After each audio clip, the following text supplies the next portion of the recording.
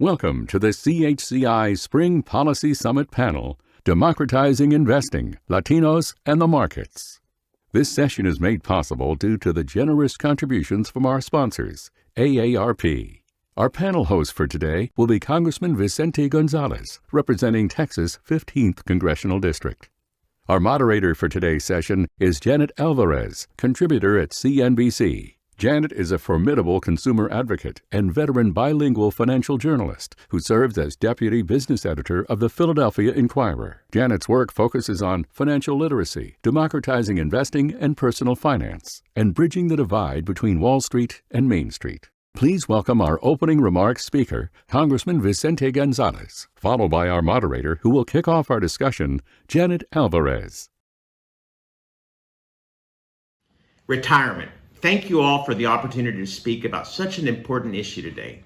Retirement is something we should all look forward to, but can also be a major source of anxiety. Many Latinos face a potential crisis because so many of us will be retiring soon. It's going to be a challenge to ensure our community is prepared for the restful, dignified retirement we all deserve. Unfortunately, I have a shocking statistic to share with you. An October 2020 FINRA Financial Industry Regulation Authority study determined 45% of Latinos were non-investors and had no taxable retirement investment accounts. What this means is that almost half of Latinos in the United States lack the financial security and ability to enjoy a much-deserved retirement. As a community, we need to address this, and we must address it together. Another unfortunate set of statistics are that in November of 2020, the Center of Retirement Research for Boston College reported that one of the biggest reasons Hispanic families have struggled with retirement readiness is the lack of access to or use of employer-sponsored retirement plans. While 54% of whites and 46% of black workers took advantage of these, only 34% of Hispanics did. This tragically creates a multi-generational gap in financial education where children of working families cannot look at their parents for financial advice. This also means that many of today's children will be responsible for caring for their parents and grandparents as they age. As the economy grows, so does retirement. If our community is not participating and saving, we will miss out on significant capital growth. Sadly, many in our community have done the math, and the math does not add up for retirement savings. This issue cannot simply be answered by access to investing and financial education. We need good paying jobs so folks aren't living paycheck to paycheck and have the disposable income to put money away for retirement. To make matters worse, the pandemic is exacerbating existing inequalities. Latinos are among the population hardest hit by the COVID-19 pandemic. The Rio Grande Valley, a majority Latino region at the southernmost portion of my district, represent 4.7% of the population and 10% of the state's deaths. According to the Hispanic Research Center, the pandemic has disproportionately impacted working conditions of Latinos. 57% of Hispanic adults reported that they or someone in their family lost their job or had wages reduced. It's our responsibility as lawmakers, business owners, and members of the Latino community to make sure we get those jobs back and that we get working people back in their workplace. The upcoming infrastructure package must offer Latinos opportunities beyond helping pave roads. We must ensure it gives Latinos the ability to own excavators, be contractors, and provide the technical expertise to propel our communities and our country forward. It is imperative that we start and encourage our friends and families to start investing in retirement as early as possible. We have worked too hard to not enjoy a financially stable retirement that allows us the flexibility to travel and spend time with our loved ones. Thank you all again for having me. I look forward to working with you all to ensure our community is equipped to retire responsibly, not just for ourselves, but for future generations.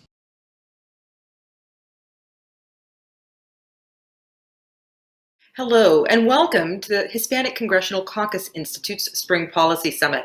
Our subject today is Democratizing Investing, Latinos and the Markets. The United States stock market has seen both steep losses and tremendous gains in response to the volatility generated by the COVID-19 crisis. But the gains in the markets have been unequal. Latino participation remains low. For example, only 20% of Latino households are invested in the stock market compared to 61% of white households, and 10% of all Latino adults remain unbanked. while 22% are underfunded. Join us today for a discussion with leaders in the financial services sector on how they plan to tap into the Latino community's economic power and enable one of our nation's largest demographics to take control of their financial futures. So we're on to some questions today. And first, we'd like to introduce the panelists. We have an exciting group of leaders on today's panel about democratizing investing. Could you please each introduce yourself, starting with Gabriella? Tell us a little bit about your affiliation, your organization, and why this topic is so crucial. Sure. Thank you so much, Jeanette. Thank you for the invitation and for the opportunity to be part of this panel. My name is Gabriel Barbrowski. I'm known as Gabby Wall Street on social media for being the founder of Latino Wall Street. Latino Wall Street is more than an educational platform. It's actually a movement that educates and empowers the Latino community to learn about their finances, to actually start investing, to not depend on the big banks and on someone else to do it for them, but to actually give them that education that the school system doesn't include or provide. So that's what I stand for, and that's what I do. I'm also in the Forbes Finance Council. I have a column where I write articles about the underrepresentation of Latinos in finance. Terrific. And Jasmine, if you could tell us a bit about yourself, your affiliation with your organization. Absolutely. Thank you so much. Thank you for having me today. My name is Jasmine Vasquez, and I oversee AARP's financial security advocacy work. And this includes everything from fighting for Social Security benefit protection, increasing access to savings and retirement savings account, and really fighting fraud, scams, and financial exploitation across our communities. This session in particular is so important to me and my organization. Latinos make valuable contributions across the economy, and yet we are finding that many Latino families continue to feel deepening wealth inequities and inequality. And our hope is that conversations like the one we're having today, combined with strong leadership at all levels of government, grassroots engagement, and educational campaigns, will lift our community up to a place where Latinos will be able to experience more financial security and stability. So thank you again for having me today. I'm excited about the conversation. It's wonderful to have you both, and thank you for the introductions. So moving on to our first topic of conversation today. Before COVID-19, there was an increase in Latino labor, which should contribute around 0.21 percentage points to annual real GDP growth in the United States over the next 3 decades, if the Latino community could catch up to the rest of the country in labor productivity. Now, some projections were even stated that by 2023, the increase in employed Latino labor could contribute more to U.S. GDP growth than non-Latino labor. However, now with COVID job loss, it has hit the Latino community significantly, and Latinos and market participation remaining so low, only 28% of Latino households are invested in the stock market compared to 61% of white households, and 10% of all Latino adults still remain unbanked, and 22% are underbanked. Gabriella, I'll start with you. Are you surprised or shocked by this information? Unfortunately, I'm not surprised or shocked, and those things that you're mentioning are the main reason why I started Latino Wall Street, right? There's a huge problem in our community that needs to be addressed, and we need to be a stand for it. If we look at the statistics of the most viewed channels in our culture, Telemundo and Univision, they lack financial education, right? So we're a culture that we're glorifying sports like soccer, and we have those ratings going through the roof, and beauty pageants, telenovelas, and not much is being said about our finances. And if it is, it's actually a little bit boring, right? So how I address this is that I actually make it have an approach that's simple and not intimidating, because I think that's one of the main reasons people are not taking action. I don't think it's that they don't care. I think it's that it just seems like such a complicated subject. And my goal is to make it as simple as possible so people are not intimidated by the stock market. They can actually get that to get started is very simple. And Jasmine, moving on to you, what's your take on why this is occurring?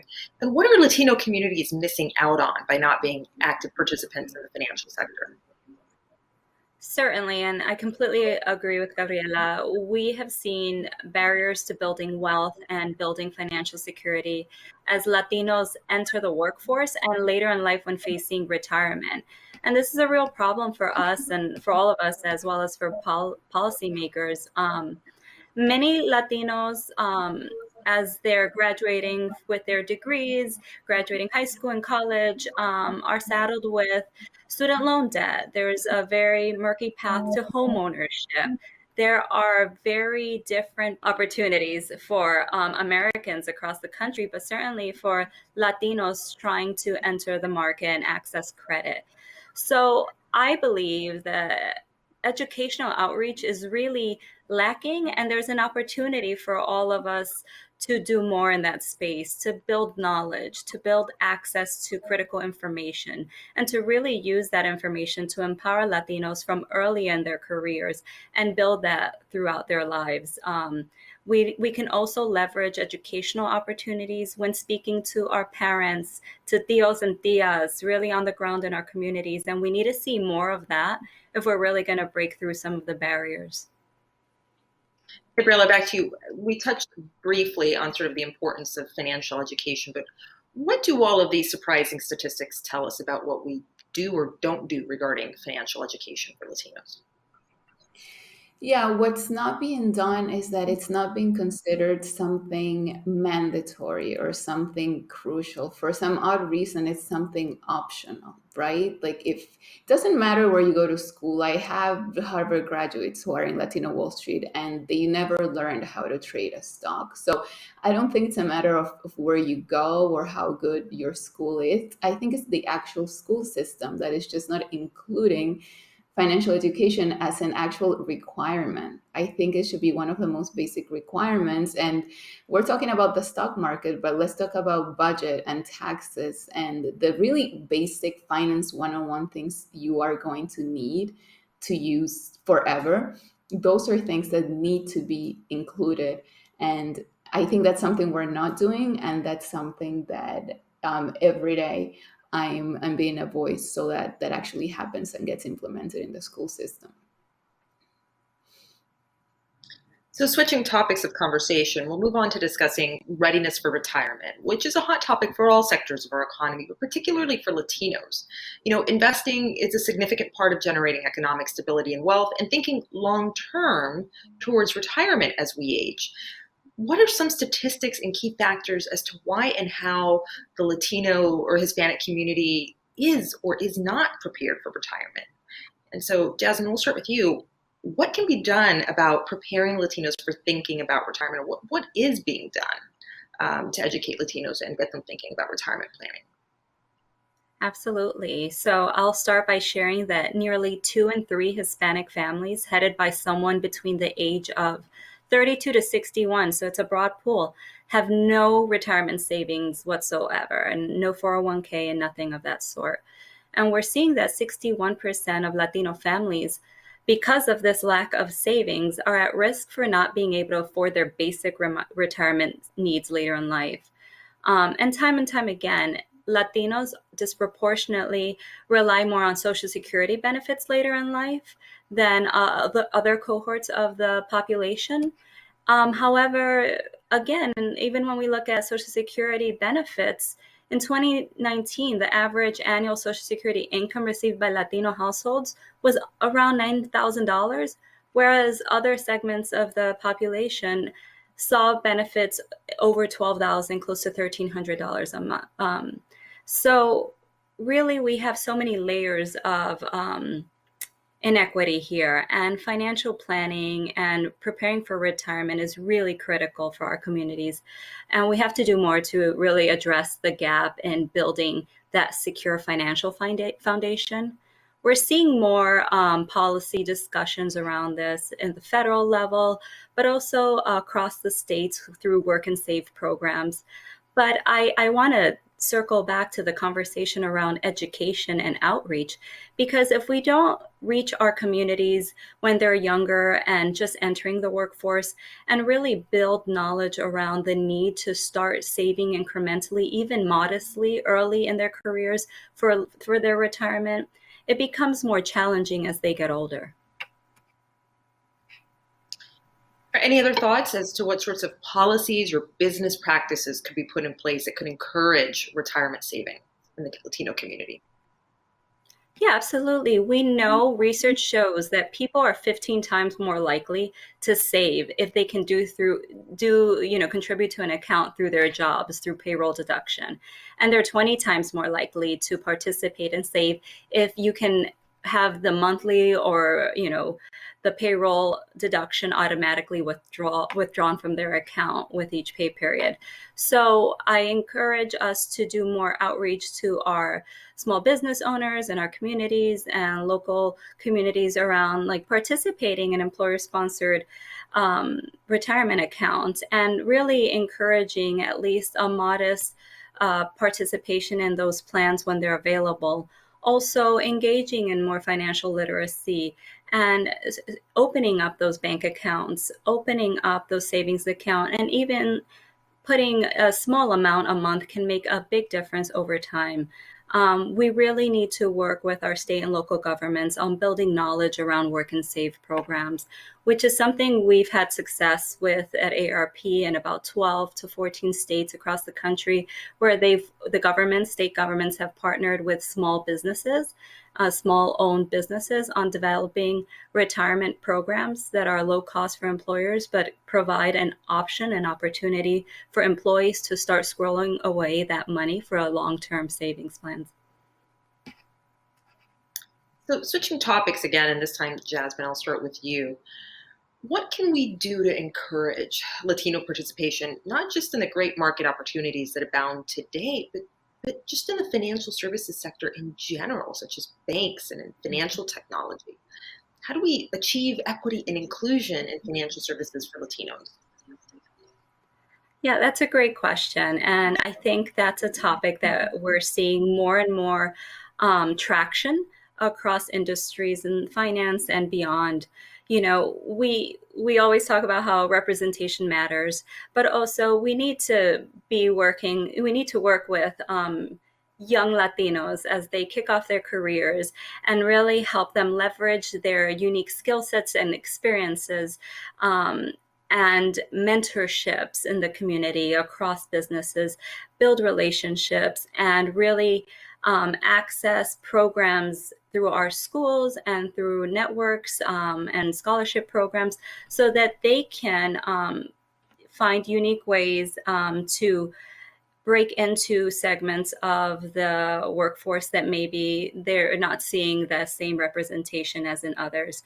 I think it's really incumbent on employers to do more to diversify their workforce, to also tap into universities and tap into the Latino community and the population at our universities and our schools and our high schools, and really offer mentorship programs for young Latinos so that they can grow through the ranks in enterprises and organizations.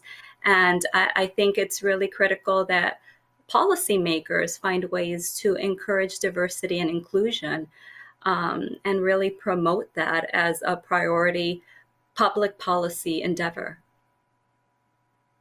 This has been such a thought-provoking conversation.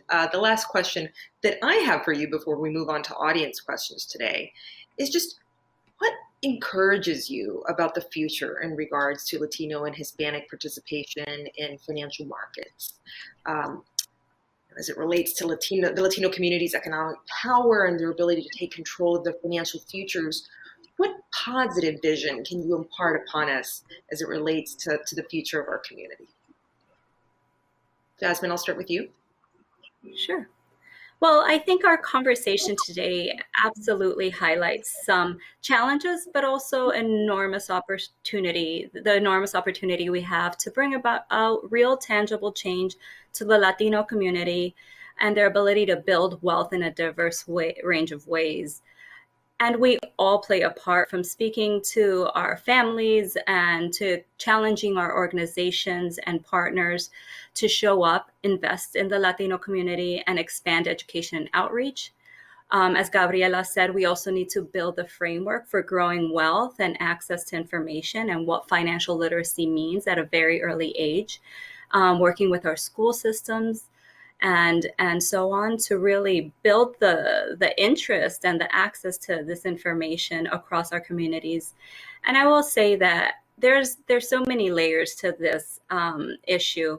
AARP has a number of resources, and we have a lot of really good research coming out in the next couple of months related to building access to retirement savings, combating fraud, which is a huge issue for our communities.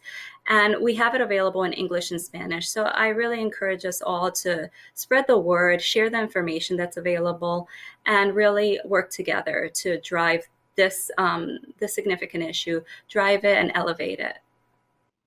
Thank you. And Gabriela, did you have any final thoughts? Yes, there's definitely a lack of generational knowledge in financial education in the Latino community, but we can put that behind, right? So that's the inspiring part out of all of this, is that we have to realize that we're not victims of the system. It's so easy to fall into that mentality and say, well, they didn't teach me in school. Well, my parents didn't have a 401k. Well, for me. But we have to be empowered and say, this is an actual opportunity for us to unite and to stand and to be a voice for something that we have not been given, but that doesn't make us victims. It makes us an empowered community that we are not going to be left behind because we're committed to having a brighter future. That's wonderful. Thank you. So let's transition now to questions that have come in from our audience. And our first question today asks, Latinos represent 1 out of every 7 workers in America, but their earning power is significantly less, with most earning just 53 cents for every dollar earned by a white man. How can we close that wage gap and promote investing among Latinas? And Jasmine, I'll let you answer that question first. Sure. I would start by also pointing out that women also tend to live longer than our male counterparts. Basically, less money has to last longer based on, our wage data. And that's one reason why learning to invest earlier in our careers is so critical and important. As a broader community, we really need to encourage and empower Latinas in particular to really dive into their financial security, make it a priority, and really build that education and outreach so that Latinas have that knowledge and are empowered. Also, I will go back to, for Latinas in particular, if you're working for an employer that offers a 401k, oftentimes the employers do offer a match. And at a minimum, if you're intimidated by, the investing and the marketplace, at a minimum, you should enroll in your employer's retirement savings program while you build up the knowledge and confidence to dive into the markets. So, Gabriela, Latinas represent 1 of every 7 workers in America, but their earning power is significantly less, with them earning only 50 cents for every dollar earned by a white man. How can we close that wage gap and promote investing among Latinas? Yes, I think we need to get better at negotiating. I think that's such a powerful skill that will make a huge difference in your life, in your business, pretty much anything you do. And this is just something about women that sometimes we tend to settle for whatever reason. Maybe culturally we were raised in a sexist, culture. So we just tend to think like we tend to normalize it and think it's fine if we make less. But it's all about challenging the status quo. It's all about challenging the system. And it's about just being that person who can actually ask for the raise. You cannot wait for the government to make all these adjustments, for the government or someone to come save you. I think we can be the cause, and we can be the ones who stand up and ask for what we deserve. So the next audience question, we'll start with you again, Gabriela. According to a 2019 U.S. Bureau of Labor Statistics report, only 12.9% of workers in financial services were Latino. How can we increase Latino representation in the sector and empower Latino leaders to create systems that benefit Latino communities? Yes, we definitely need to make this subject a lighter subject. Every time I mentioned finance, investing, stock market to people who are not in the industry, they give me this funny look. right? So there's this idea, this notion that these subjects are so complex, it's so impossible, it's not for me, it's only for people who are X, Y, and Z. And those are just belief systems that we have that are not true, that they don't have to be that way. So I think we need to encourage this subject as something that's lighter and fun, and then you can learn from scratch. Like absolutely anything in life, you learn from scratch. And I also think we need more role models in our community. We have so many role models in the entertainment industry that we worship, but how many role models do we have in our communities in the finance industry so that we can grow up and say, oh, I want to be like her or like him? So I think that's crucial, and I think that's going to make a huge difference in the diversity that we're promoting here. And Jasmine, the next question is for you. Some Latinos still report low levels of trust in America's financial sector, services sector after the 2007 to 2008 financial crisis. And I'm sure that the volatility of the past year due to the COVID crisis has contributed to that as well.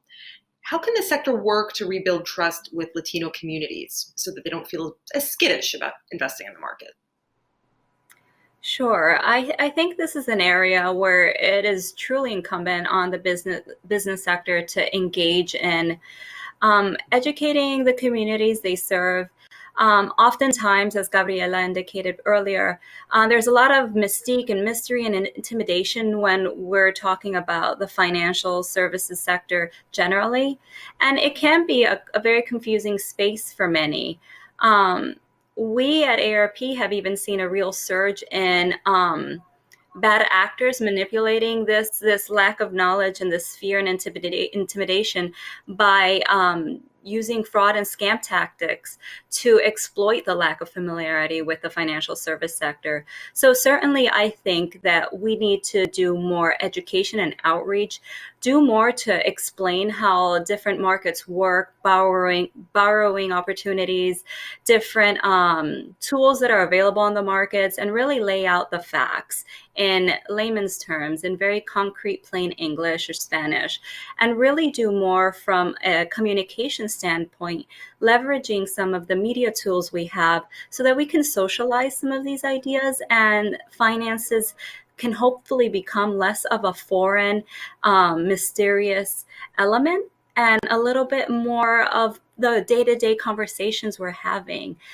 Without that level of basic understanding, I worry that we won't be able to build trust. And I really do think we need to boil down a lot of these issues to simple terms that are relatable and applicable to our communities. And so, Gabby, this question is also for you. As it relates to retirement, investing is such a significant part of generating economic stability and wealth. And thinking long term towards retirement as we age, what are some statistics and key factors as to why and how the Latino or Hispanic community are or not prepared for retirement? And what can we do about it? What's being done already? Yes, Janet, that's a great question, a very important one. We are definitely not prepared, and we have the statistics to show for it. Families of color in general, we've already been trailing the white culture and retirement savings, right? And then when the coronavirus pandemic hit, it added a further hurdle to retirement planning for minorities in the United States. More than 60% of Hispanic households are at a risk of being unable to maintain their current standard of living in retirement. That's more than Black households, which are 54%, and more than white households, which are 48%. And this according to the National Retirement Risk Index, calculated by the Center for Retirement Research at the Boston College. So one of the biggest reasons Hispanic families have struggled with this retirement readiness, I believe, is the lack of access or use of employer-sponsored retirement plans. And this is also according to the same report. And it's something that we need to address, right? A lot of us are simply not being eligible for these plans, or we're not clear about how they work. And that goes back to the same subject of being educated about this. So when this is not something that we are learning in school, we're not learning why retirement is important and what retirement is. I cannot tell you how many people come to me to Latino Wall Street. They don't even know what an IRA is or the difference between a Roth IRA. They don't, these terms are completely foreign. So once you get to your job and you have that opportunity to start contributing, but you don't even understand, then how can we, blame these people for not making that a priority? I think we have a culture of extremely hardworking people, at least in the US, because we have that immigrant mentality. And I believe we're the hardest working culture out there. Yet we are not thinking about the most important thing, which is our future and our next generations, because that's the legacy we're going to leave. So I think we need to create more awareness and to add mandatory programs that go over the importance of retirement. And so when you think about the business community and policy, what steps can they take to encourage more of this? So what steps can they take? They definitely need to create awareness about the actual facts, right? Because a lot of times what happens is that people like to generalize or speculate, but when we can look at actual facts, that actual statistics, and say, look, we are statistically being left behind. We are statistically a culture that has the least amount of contributions to their retirement accounts, then I think that really opens people's eyes and we can do something to change, right? But it starts with changing the system, and it starts with us being the voice for them, and it starts with building trust, because I think that's a main component for things to shift. It's not just creating awareness, but actually being able to establish that trust. Since money is something so personal, people need to be able to trust that they're contributing to something that is going to be there when they retire. So moving on to our next question, Gabby, what can we do to support Latino representation in the financial services sector and in financial technology so they can not just take opportunities in these great market environments that we're experiencing right now, but to just be active participants in the financial services sector? What can we do to encourage that?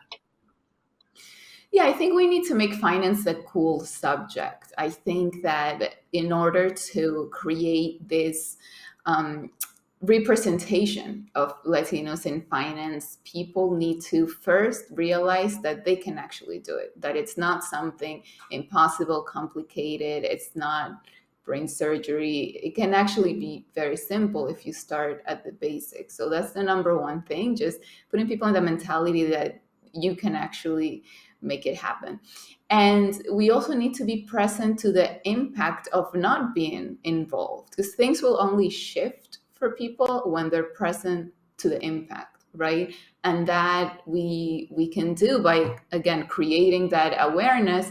And once we make this a subject that people are comfortable with, that an industry where you can actually be accomplished and succeed, like any other industry, right? It's not limited by where you come from. Then I think that's really when you're going to inspire a whole culture and say, wow. But we do need more role models. We need more of those people that are just going to be the representation of what's possible in our culture. Well, this has been a most thought-provoking and enjoyable conversation today, and I thank you both for your generous participation. Do you have any final thoughts that you'd like to share with our viewers and participants today? Jasmine, I'll start with you. Anything that you'd like to wrap up the session with?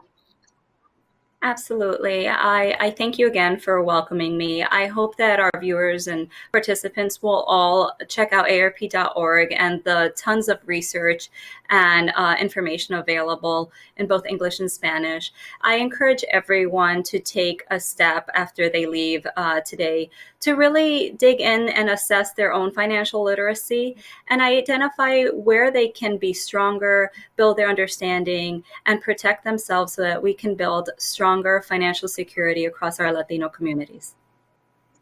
Wonderful. And Gabriela, any final thoughts from you? Yes, I just wanted to say that I understand when others are skeptical, like Jasmine was saying. Unfortunately, there's been a lot of scams and frauds and a lot of people who deceive others. And I get some people just don't trust the system, right? That's why we have a culture of putting our money under the mattress, and we don't trust the banks. We can't even trust our own leaders. I come from a place where all our former presidents are in jail in Peru. So I get the context, and we have to be sensitive to that. And we have to, as leaders, take an approach that's very transparent and that comes with sharing our stories, how we got started, inspiring people, letting them know they can do it too, and uniting, basically uniting and being a stand for our community. Well, I thank each of you for your participation again today, and thank all of our viewers for their thoughtful viewership of our programming. I'm Janet Alvarez for the Congressional Hispanic Caucus Institute's 2021 Spring Policy Summit. Thank you again for joining us.